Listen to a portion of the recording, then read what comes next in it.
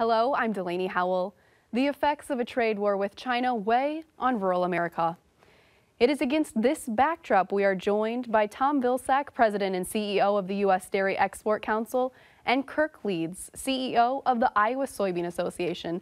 Gentlemen, welcome to both of you. It's good to be here. It's great to be here.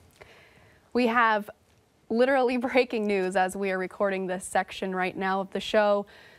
The announcement or potential rumor announcement of $1.2 trillion in buys coming from China on U.S. all products, not just agricultural products. And I think the word you used, and I'll start with you, Secretary Vilsack, was skepticism.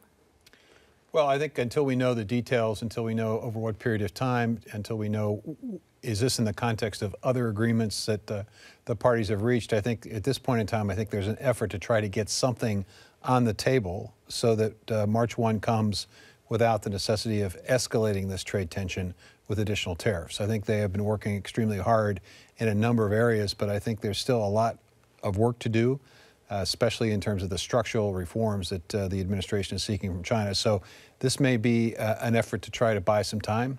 Hopefully that does include agricultural sales for and the farmers, the soybean farmers. Hope it includes some soybean purchases, and obviously I'd like to see some dairy being sold as well. Kirk, any comments to add to that? Well, again, I think it's just a very large number, of course, and without any details, we would all be speculating. It was hard enough really to imagine the Chinese buying 30 billion additional commodities, agricultural products, let alone trying to get your mind around $1.2 trillion. You know, that's a significant increase of what they're currently buying. So again, without details, you know, it'd be very dangerous, I think, to speculate. But there is a lot of work that needs to get done. Absolutely true. This conversation, this trade discussion with China started on the belief that there was an imbalance between the trade relationships between the two countries. And I think the Chinese have interpreted that to mean that if we just buy more U.S. products, that will take care of everything. But the reality is there are a lot of structural issues at play here in terms of how China treats U.S. business interest in China unfairly in a discriminatory way. And the administration, I think, is calling the Chinese out on this. And it's going to be incredibly difficult for the Chinese to acknowledge that they have to change their way of doing business. And that's why these negotiations may drag out, you know, by March 1st and may include a sort of an incremental set of steps towards ultimately, hopefully, a resolution. Let's talk a little bit about that, the incremental steps, or the March 1st deadline is quickly approaching. Even if we have some sort of quote-unquote deal in place, the next question is what happens after that as far as enforcement or next steps. It doesn't sound like it's going to be a fast process from what you're saying. Well, I think that there has been some conversation in the media about 6 MOUs, 6 separate agreements, one on agriculture, technology transfer, services, and things of that nature. But I think where the stumbling block is on those MOUs is exactly how will these be enforced. The Chinese can agree to just about anything, but the question is, will they actually follow through? And is there some way of making sure that if they don't follow through, that there's a mechanism for reestablishing the tariffs or some kind of penalty? I think that's where these negotiations are. And then there is the whole set of issues, the very significant structural changes in terms of currency, in terms of the conditions under which American businesses can do business in China that have to be discussed, which are even more difficult to negotiate. So I would imagine that this will be a stepped process. I think they're serious. Ambassador Lighthizer, the Treasury Secretary, are engaged in these conversations, which indicates that it's a very high level.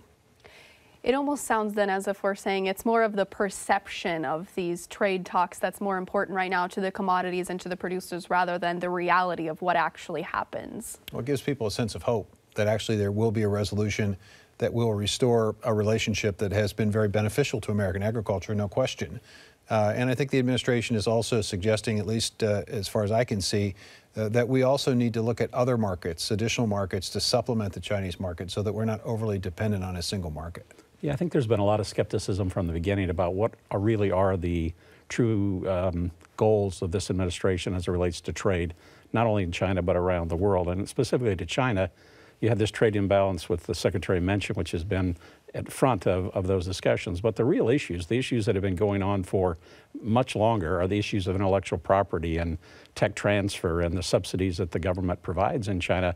Those are the issues that are difficult. Those issues will not be resolved by March 1st. And the question becomes is whether this $1 trillion or whatever the offer might be whether that's enough to handle the politics both here in the United States and in China. You know, in the East, Far East and China, they talk about saving face. Is this agreement going to give the Chinese and the Americans something to claim as victory?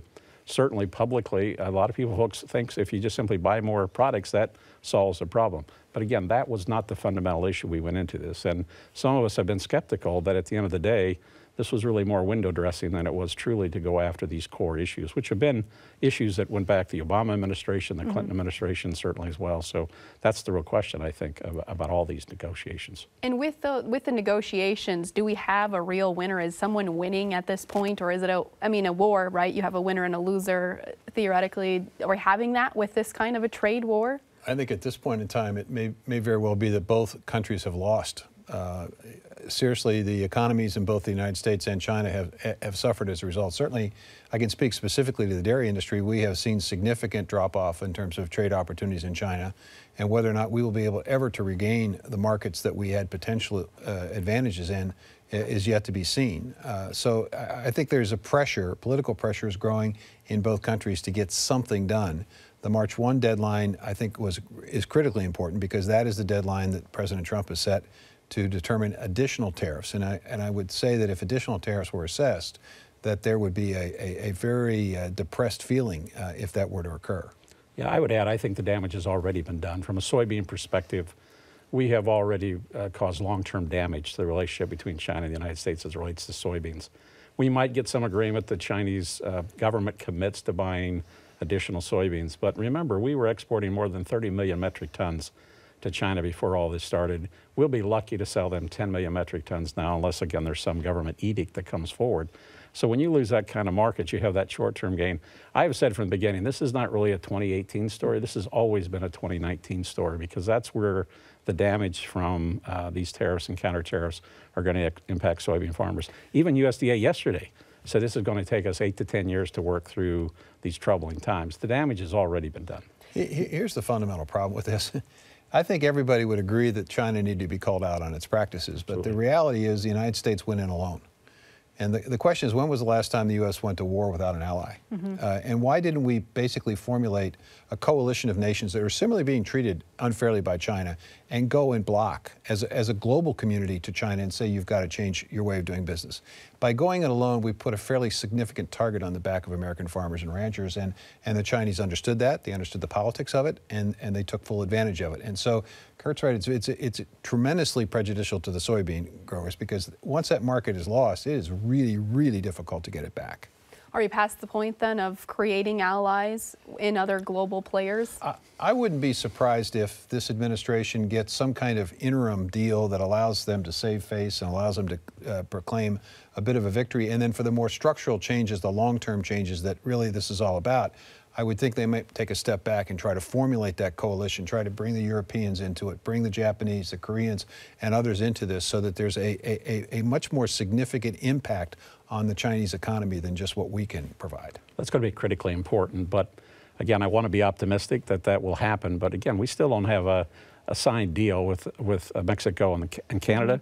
We're going to have European issues that are probably likely coming in because of automobiles. You know, again, it's hard to start getting a coalition after the fact, but these fundamental issues that we talked about are important to Japan, Korea, all of our European partners as well.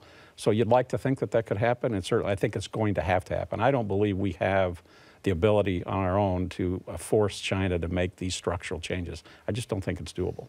I want to come back to talking about the EU, USMCA, and other trade agreements here in just a moment. But Kirk, I want to delve in just a little bit farther to a point you made earlier about soybeans being impacted in the 2018-19 marketing year, this current marketing year that we are in, as opposed to the previous marketing year. Why do you think we saw MFP payments, or that market facilitation program, happen in the previous marketing year as opposed to this one? And Secretary Perdue said just this week again, we're not going to see one. Well, I think, first of all, we all know it's political, and there was certainly some gains were made politically because of those payments. But I also think the Secretary and the President, I believe, recognized that this was indeed doing real damage to farmers, particularly soybean farmers. You know, I've heard the Secretary, I've been in places where he's given a speech and said they're one time and they're done. We're going to make those payments last year because the damage was done last year, and that farmers will respond to the market, that they have always responded to market signals to change crop rotations. But the challenge that we have here in Iowa is we do corn and soybeans really well. And right now, the market is not sending a particularly strong signal that it wants a whole lot more corn. And in fact, if we saw a significant shift here, what would we do with all of the corn? And so, you know, we have depressed prices. I would suggest that the market is still kind of factored in a belief that we're going to have a resolution with China on soybeans. You could easily see this market fall quite a bit if this indeed blows up. So I think the market transition payments are still necessary. I don't think we're going to see them politically, at least unless we have a complete failure in these negotiations. We could get E15. Yeah, that would help. I've got to get that done. Year round. Yeah. That would certainly be a great addition to helping especially corn producers here in the United States. Moving on from China, what's the second biggest trade story that each of you are watching?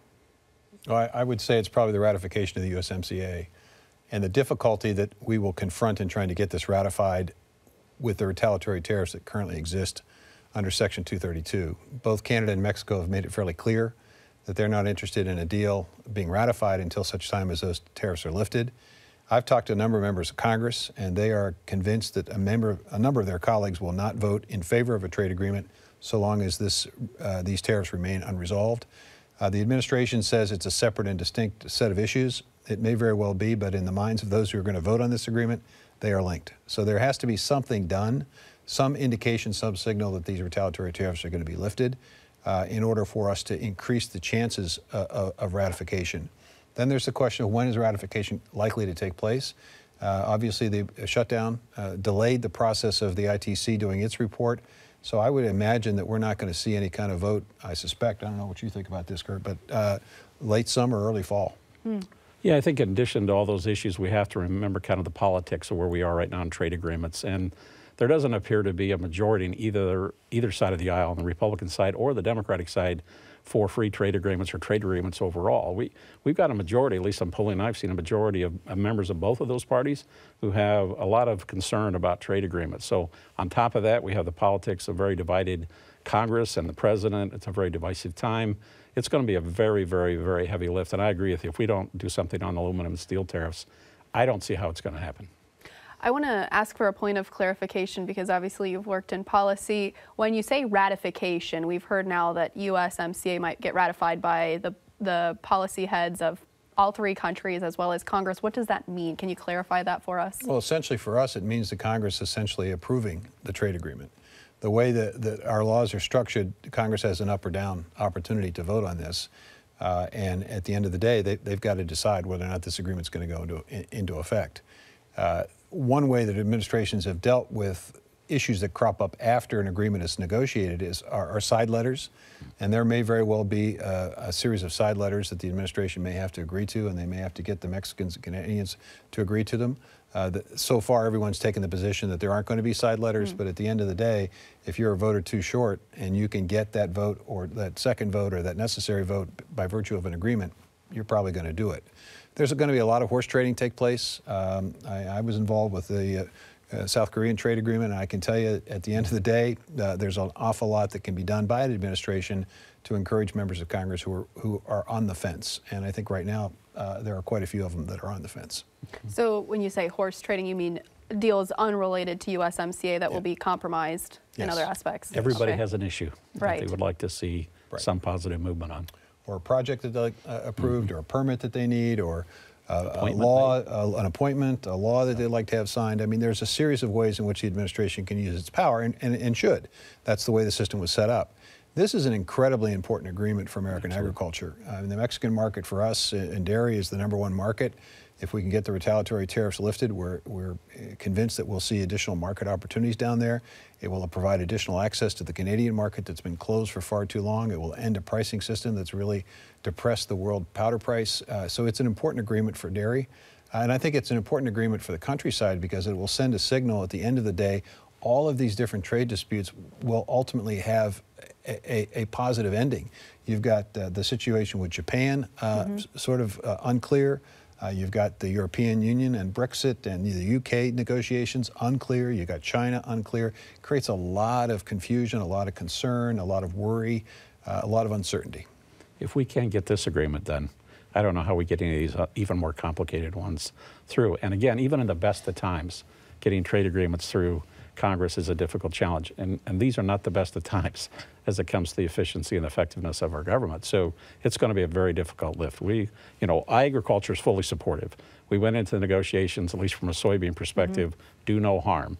And I think in most cases, and from a soybean perspective, we certainly have done that. There have been some enhancements in dairy and some other sectors, and certainly some updating of some language. So this is, I think, a good a piece of trade that needs to be approved, but it will be a lift that all of us are going to have to work very hard on. And a point that was made earlier by Kirk is the auto tariff situation could complicate this even further. Absolutely. If the auto tariffs are assessed against a number of our allies and a number of our friends who we're currently negotiating with, it may make it incredibly difficult. For example, we just did a study in Japan to try to determine the impact of us pulling out of TPP and Japan entering into a free trade agreement with the EU and completing the comprehensive Trans-Pacific Partnership Agreement.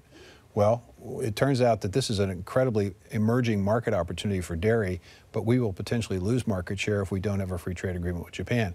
We're not likely to have a free trade agreement with Japan if we're assessing an auto tariff. So it is very, very complicated time right now. What does the Japanese market do for soybean producers? Is there any expansion there? Japan is a very mature market for the soybean industry. We're actually with the population the way it is, it's really not a growing market for it. It's still an important market. There's a lot of food-grade soybeans going into Japan, and they're still obviously a customer. It's not a growth market for us.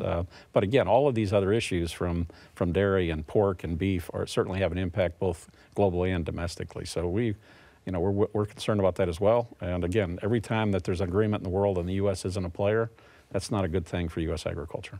You keep mentioning the auto tariffs and the steel and aluminum tariffs, and I think the European market is definitely one that's going to be or could be hindered if we do slap those auto tariffs into effect. Kirk, I'm going to start with you. We've seen a significant increase in soybeans over the past year because of the Chinese trade issues, but what does that mean for agriculture that it may not get included in these negotiations for soybean producers? Well, first of all, they are buying more soybeans because we were the only supplier left, and we were at a discount to what the Chinese were paying for Brazilian soybeans. So it's not surprising. There was no new agreement. There was no breakthrough negotiations to get us to sell more soybeans to Europe. It was simply a matter of price. But again, I think what happens is if we go into this negotiations and we end up with another dispute, a fight with our allies in Europe, it makes all of these things much more difficult. We talked earlier about, wouldn't it be nice if we went into the Chinese negotiations with friends and partners? And if we have our own set of issues to continue to fight with the Europeans, it's going to make it even more difficult. Having said that, those of us who have been to Europe many times, we've talked to European agriculture. It's going to be very hard to see a trade agreement with Europe if they try to exclude agriculture. Because for us, those are the issues. And there are significant barriers to trade between the U.S.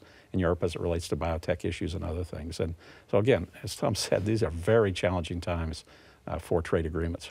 Agriculture has a deficit with the EU. It's got a surplus with every other part of the world, but it's got a deficit with the EU. That has to be addressed. And frankly, if the administration were to go into a negotiation with the EU and exclude agriculture, I have serious doubts whether that kind of agreement could get through our political process. So I think agriculture has to be included, and the reality is that's going to take time. It's further complicated by the fact that we'd like to have a discussion and negotiation with the UK. We can't have that discussion until they figure out how they're going to break away, if they're going to break away from the EU. And it's pretty clear the EU has sent a message to the UK they're not going to make it easy. In fact, they're going to make it very, very difficult because they want to discourage any other EU country from breaking off. So this is, again, a very uncertain time and situation involving trade. And what does the EU, if anything, does it open up many markets for the dairy industry? Well, it could, but the primary issue is whether or not we could prevent the EU from trying to monopolize certain cheese names, giving them the opportunity, a marketing advantage that they are negotiating in free trade agreements. Can we essentially contain that effort on geographic indications so that we are free to use common names for cheeses and be able to compete fairly on a level playing field? The EU, I think, recognizes that our cheeses are becoming internationally recognized. They recognize that we have incredible productivity capacity, and I think that they're concerned about that from a competitive standpoint, so they are trying to limit the competition by preventing us from using common names. I think that needs to be part of any negotiations with the EU. Kirk, really quickly, I want to end here on the South American story because that's also affecting soybean producers in particular. What's your outlook here over the next couple of years, 5 years for soybean producers in the U.S.? Well, I think we're going to be pressed really hard by our competitors around the world. Certainly in Brazil, probably more than Argentina. Brazil's going to continue to bring acres into production. If the Chinese invest even more in infrastructure, that will accelerate. So we're going to have a lot of competition, but it's not just South America. We're going to see investments around the world and competing with U.S. soybean producers. Gentlemen, thank you both so much. Thank you, Tom Vilsack and Kirk Leeds, for your insight.